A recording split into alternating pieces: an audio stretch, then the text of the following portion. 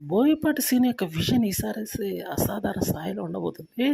Title దగ్గర నుంచి end card వరకు ఈసారి స్పెషల్ కేర్ తీసుకొని మరి బోయపాటి సీను డిజైన్ చేస్తున్నట్టు తెలుస్తుంది. బాలయ్య బాబుని సరికొత్తగా చూపించడంలో ఈసారి ఖచ్చితంగా సఫలీకృతులవుతారని చెప్పాలి. 'అఖండ 2' రూపంలో ఈ విజువలైజేషన్ వండర్‌ఫుల్‌గా ఉండబోతుంది. కొన్ని ప్రత్యేకమైనటువంటి ఎపిసోడ్స్ మాత్రం ఖచ్చితంగా బాలయ్య బాబు ఫ్యాన్స్‌కి విపరీతంగా నచ్చుతాయనే చెప్తున్నారు విశ్లేషకులు.